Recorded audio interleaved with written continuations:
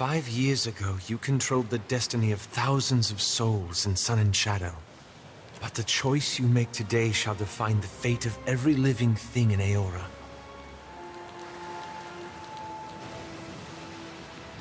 Good.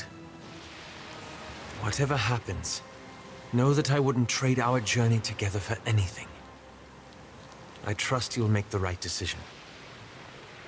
And I'll be here when you return.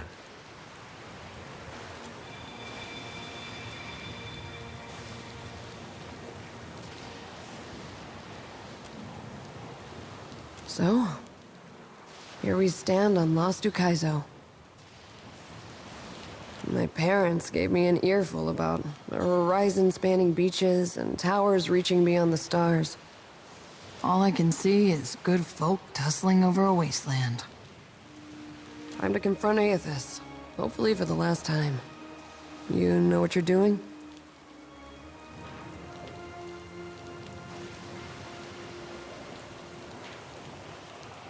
No time to waste, then. I'm about as ready to confront a god as I'll ever be. We're doing good work here. Setting foot on Ukaizo is a statement that no one can ignore. You should be proud. Captain, You got us here in one piece. If there's a better compliment out there, I don't know what it is. I am thinking that Aethys has come this far, and he will not wait on you before he finishes what he started. If he shatters what is sat in the heart of Ukaizo, this action will ripple beyond the dead fire, beyond life as we know it. The Hawana could use a change, an upset, something that gets them working together. History has shown that we thrive in adversity. The land of my mothers, as real as anything that rises up from the bed of the sea. Also, smaller than I expected. This should be as interesting as the last time I confronted a god-possessed Adra Colossus. Captain, I am my mother's son. I have seen things you would not believe. What say? Shall we find him, Captain? Perhaps you are the Dusk Speaker. I said a thing, thinking it a lie. Perhaps it was. Perhaps it wasn't. Who can say? It matters not. Let us do what you came here to do, and then let us leave.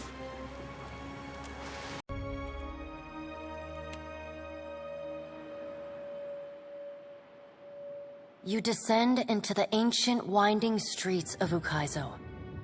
Battered by storms for thousands of years, the ruins bear the marks of their role as the lone witnesses of the god's great secret at the center of the city.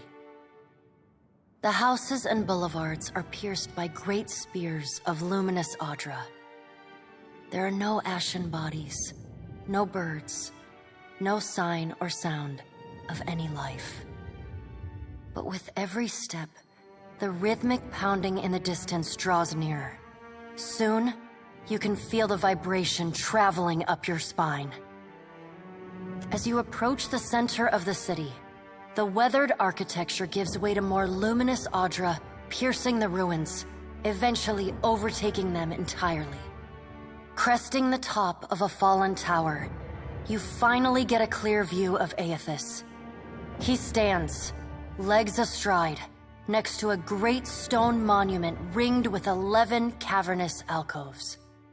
All but 3 hold a gargantuan skeleton, bones scrubbed clean by the city's storms. An immense Angwithan machine floats above the monument, suspended by invisible energy emanating from a well of light beneath it. Great brass rings spin around a core of metal and Adra at the machine's center. Periodically, Aethys's massive arms swing back. The movement alone is enough to draw great gusts of wind toward him. When they come down on the machine, the impacts are accompanied by eruptions of electricity, fire, and smoke. The hundreds of luminous Adra pillars across Ukaizo sympathetically dim in a rippling wave that spreads out from the machine.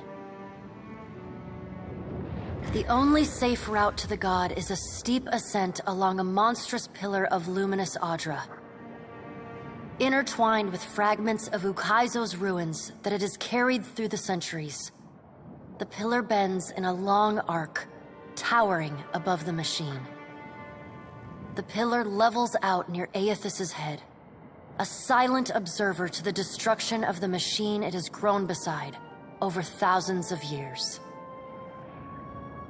You weave your way along a treacherous rain-slicked path up the pillar's skyward side. As you arrive at the top, you catch Aethys's attention. Fist pulled back, he pauses to observe you. With the same gentleness he showed at Ashen Maw, he lowers his arm and turns toward you.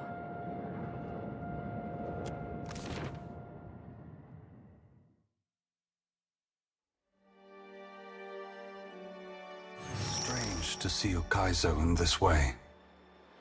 It may be hard to picture, but this city was once full of life. The Huana, yes, but also kith from many other cultures. Great hanging trees shadowed these boulevards. Gardens sprawled across the open rooftops. Each spring, a festival procession would wind its way from the hillside into this valley. The celebrants would pass through a steep walk among the stalls of foreign merchants, flowers falling upon them from all sides. All people of all nations, together in a celebration of new life. Such was the power and beauty of lost Ukaizo. Mighty One, I once desired to return that power and beauty to the Huana. Now I wish only for the tribes to find it themselves. If not here, then elsewhere. Was I wrong? Have I failed them? Takedu, the gods have already decided so much of your life. I would not shape what remains of it. You know how your people could benefit from your help. You have also come to see that this life is yours to live as you choose. Deciding what course to take is not easy. But if you do not choose, your life may pass you by as you stand at the crossroads. Rauatai gave everything they had to reach this place. In the end, they fell short of hitting the mark. Will we ever have another chance to prosper? Or was this damn island our last hope? Only you can answer that question, Maya. Rauatai has persevered through great adversity. The storms that ravaged your homeland have ended, but that in itself may present new challenges for your people. It is my hope that after I am gone, Rauatai will work together with its rivals to create a new world, instead of fighting over the ruins of the old. But what of you, Watcher? Why have you followed me? Have you come to bear witness to the breaking of the wheel? Mortals are already inspired. It is what has pushed them on for hundreds of generations to reach this point in time. Animancy is poised to go far beyond what we Ingwithans ever discovered. Why does Helia think I should lend more power to mortals? It's true that even with all the advances in animancy, the gods will enter into this era much more well-prepared than mortals. From where should mortals draw their inspiration? Very well, Watcher. I will ensure that mortals are inspired by my passing, that my power not be expended in vain. Indulge me in a moment's curiosity. There is something I wish to know about Eora, about Kith, that I can only learn through your eyes. You followed me all this way, dodging an armada, navigating an impenetrable wall of storms, voyaging across uncharted seas, with the machinations of gods echoing in your ears. all the while trusting in the institutions of Kith to get you this far, and earning their trust in turn. Whatever else happens this day, that much is remarkable. I believe that mortals possess the strength to collaborate and shape a future of their own design. Not all of my brothers and sisters agree. By relying on others and coming together in a time of crisis, you illustrate my point. The gods will witness you and question their assumptions about how responsible, empathetic, and sophisticated mortals can be. What inspired your decision, Watcher? Did the choice echo your foundational beliefs? Or were you influenced by observation?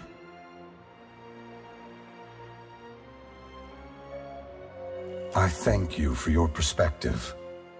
Yours is not the only opinion that concerns me, but for the moment, it offers much to consider.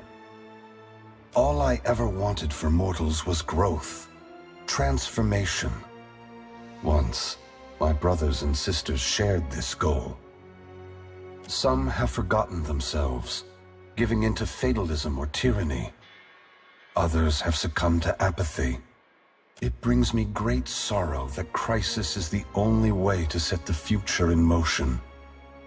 Would that I could pass the responsibility of heralding your darkest hour to another. Never forget that trust and coordination between mortals brought you to this place. Your future is built on a foundation of hope, and you have laid the first stone. I must attend to my final work now. I cannot delay any longer.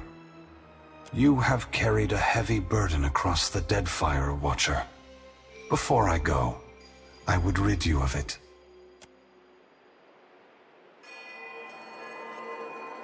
You are free now, as free as any of us can be. Many will come to you for help in the years ahead. Animancers, priests, even the gods themselves. I have great hope for you, but always remember that your future is for you to decide. Use your freedom well. Aethys squares himself to the machine. As you move to a safe distance, he draws his fists back and resumes his assault. The blows rain down with increased fervor, but the machine perseveres in spite of his efforts. Spreading his arms wide, Aethys draws power from the luminous Audra clustered around the valley. The energy courses through his body, limbs overflowing with intense light and waves of heat. He returns to his task, each strike bringing with it the sound of cracking stone and twisting metal, the flickering of luminous Audra across Ukaizo. As the ancient machine finally begins to succumb to his strength, so too does Aethys' body, built to withstand the passage of thousands of years. The great Audra statue has finally been pushed beyond its limits. Cracks appear along the hands, then race up the arms. Aethys does not slow his assault, but continues unabated. Its brass rings twisted. The machine spins erratically but withstands the relentless barrage. Aethys stands astride it and pummels the base of the machine. Soul energy begins to flare out from the machine's heart, warping the air with the intense heat. Aethys drives his right fist into the machine's center, the core of metal and Audra. The god lets out a deafening shout, something between a cry of anguish and a roar of exultation. You see Aethys' arm shatter upward from his hand through his elbow. A flash of light and heat bursts from the core, accompanied by a cacophony of destruction. The moment passes. As Aethys' shout echoes throughout the valley, your eyes begin to recover. The god's work is accomplished. The great machine of Ukaizo has been destroyed. The wheel has been unmade.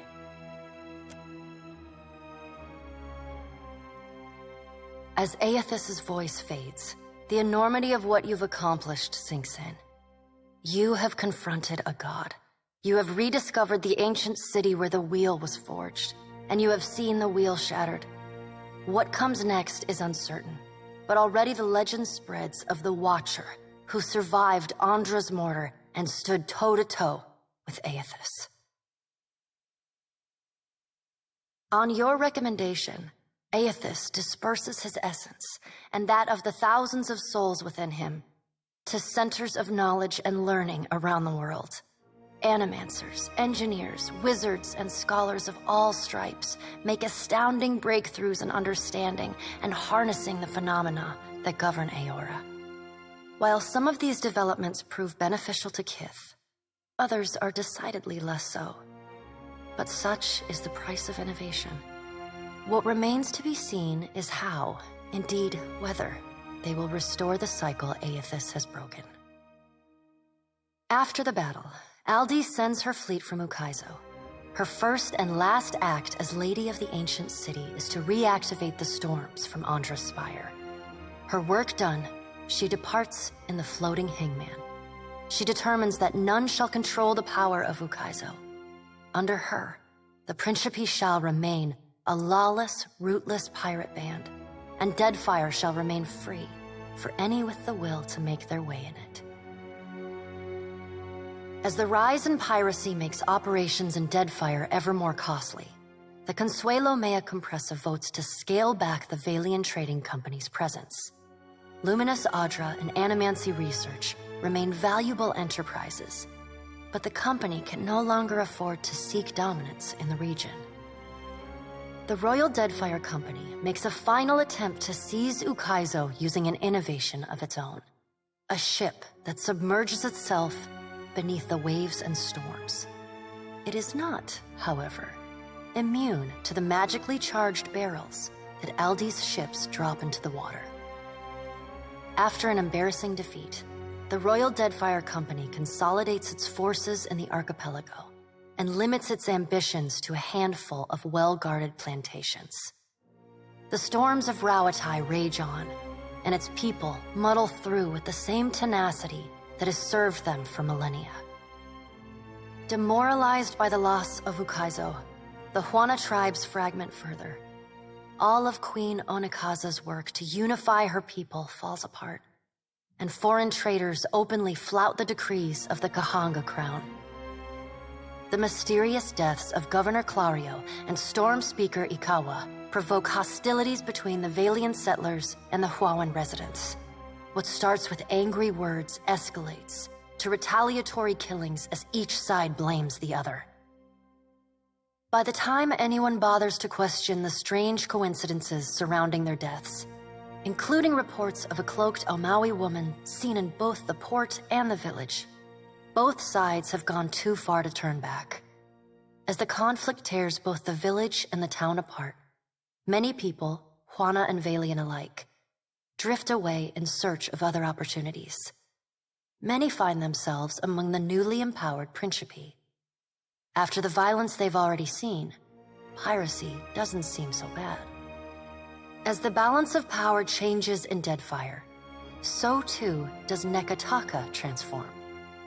Pirates, smugglers, and other criminals flow into the city, openly flouting its laws. The pirates continue smuggling food into the gullet, and the Raparu embrace their benefactors, aiding and concealing their smuggling operations. Over time, the gullet becomes a hotbed of piracy. The loss of Skiariliphus' essence weakens the Water Shapers Guild. Their power wanes and their influence fades. The art of water shaping survives as an arcane curiosity. Your brief encounter with Letharn proves deeply influential for the children of the Dawnstars. Plagued with nightmares and haunted by the deaths at Hesongo, Letharn begins questioning his faith in Aethys. At first, his fellow Dawnstars chide him. But that changes as word of Aethys' deeds at Ukaizo spreads. After all, What business have they worshipping a god who denied his own legitimacy? The faith of the Children of the Dawnstars fades, but their commitment to the people of Deadfire does not. They continue feeding, healing, and helping the neediest, just as they have for decades. It is no longer a holy mission, but it is a mission all the same. Ruanu, the chieftain of the Huana at Tikawara, dies mysteriously. The tribe finds his body washed up on the same beach where Anaharu challenged him to the trial of waves. Some blame Anaharu's vengeful spirit. Others see it as Ngati's final judgment. And a few speak of a strange man seen lingering in the village. The leaderless tribe eventually scatters. Some head to Nekataka, while others seek out the Wahaki. The dragon, Neraskirlas, no longer passes between Aora and the White Void, and the dead flow slowly breaks apart, exposing the temple long frozen within. Hafjorn leads the remaining Harbingers of Dusk on a return pilgrimage to the White that wins, and they scatter into the clans and settlements from which they hailed. The Temple of Remergond falls into disrepair, home only to madmen and monsters. In besting the Beast of Winter, you earned the Death God's mercy rather than his enmity. The deity remains characteristically unforthcoming about his decision, and you're left to wonder whether in doing battle with him in the White Void, you somehow furthered his apocalyptic ambitions. Once repaired, the Adra at the primal island of Kazuwari again pulses with the flow of soul essence between the here and the beyond. The feral life on the island flourishes, the jungles and veld growing ever wilder and resistant to settlement and exploration alike. The faces of the hunt continue to rule the Crucible and Galawain's, or rather, Tawamawai's name. The trials summoned by the statue grow deadlier with each season, until only those rare few willing to brave the gravest of dangers seek out the bloody ordeals of Kazuwari. Like the other souls following in your wake, Muatu eventually yearns to move on to the beyond and the wheel. Stymied by Aethys' actions, however, he settles on returning to Kazuwari, where he joins the choir of souls that echo throughout the Crucible. Hundreds of kith, and no small number of wilder and primordials, flee from the Black Isle, their minds a confused collection of inconsistent and contradictory memories. Each escapee bears knowledge that was once lost, and agents of the Hand Occult across Aora work tirelessly in the years that follow to hunt down and end these fugitives. They find far fewer than they hope. Encouraged by her arcane successes, Bakarna returns to her observatory to continue her studies of the celestial spheres. In time, her colleagues in the Circle of Archmagi come to accept her among their number. She takes on apprentices, and they trumpet her praises as both a brilliant innovator and nurturing pedagogue. Slain by your hand, the Titan of Wal poses little further threat to Aora. As the corpse decays, it putrefies into a massive nest of hungry fungal monstrosities. Vessels that anchor off the shores of the Black Isles tend to go missing, only to turn up shipwrecked months or even years later against distant shores. With time, the body collapses upon itself, and the Black Isles finally implode. Though your adventures alter the destiny of Aora and the balance of power in Deadfire, they also leave a lasting mark on those who travel at your side. Your companions find themselves changed, in ways both big and small. In the days sailing back from Ukaizo, Adair finds himself disillusioned with all gods, his own above all. Where the gods have touched Deadfire, he sees only destruction, loss, and emptiness. He casts off all symbols of Aethys and even begins refusing to use his name. Ultimately, he chooses to remain with you on the Defiant, knowing if any mortal is to have the final word in a conflict with the gods, it will be the Watcher of Cadnua. Xoti is not a priestess who understands the meaning of subtlety. As such, she makes her girlish crush on Adair painfully obvious from the moment she first sets eyes on the strapping fighter. But as you all travel, Adair grows increasingly uncomfortable with her attempts to engender his affection, until he finally takes her aside and sets her straight. He's not interested in a sheltered, overzealous little girl, he explains in so many words. After that, Xoti turns a cold shoulder to him, sometimes forgetting to heal him in the chaos of battle. Or so she claims. Xoti's journey through the Deadfire on your ship is an eye-opening experience for the sheltered farm girl. After many souls harvested, more lives aided, and much adventure had, the priestess declares her intent to rejoin her fellow missionaries at the Temple of Gon in Nekataka. Following a shy grin and an overzealous handshake, Xoti leaves you with an open invitation to visit her anytime. It is some months later when she pens you a missive. Can you hardly believe it? Her chicken scratch handwriting reads. Saw when sailing for distant lands. She's leaving me in charge of the temple. I've been named the High Priestess of Gon. If Aloth has learned one thing from your adventures, it is that the forces shaping the world are vaster and more complex than he had ever imagined. And they are far beyond anyone's power to control. Thus, it is with great relief that he sheds Theus's mantle. The leaden key will become what kith need of it in time, assuming they have need of it at all. Happily, his decision allows him to journey alongside the Watcher he has come to love. He does not know what the future holds for them, or, indeed, for the world. Whatever it is, they shall face it as they have faced all their greatest trials. Together. Seraphon seems little impacted by your journey. Always knew the gods were larger than me, he tells you, on the evening he decides to part from your company. He's too long put aside those he cares most for. He confesses over a bottle of rum, and he's got leagues to sail to make it right.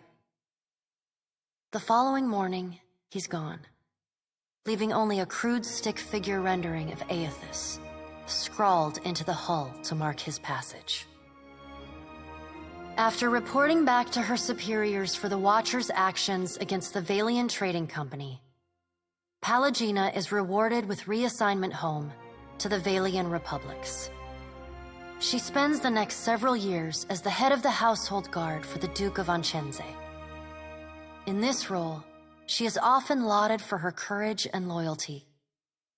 Even with all of the praise, there are still times when she cannot help but feel she could have had more influence on what transpired in the Deadfire.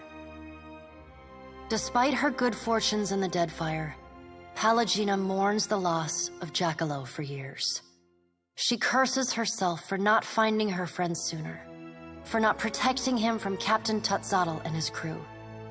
On a few lonely nights, Pallegina composes letters to the Watcher, asking what more they could have done to save him.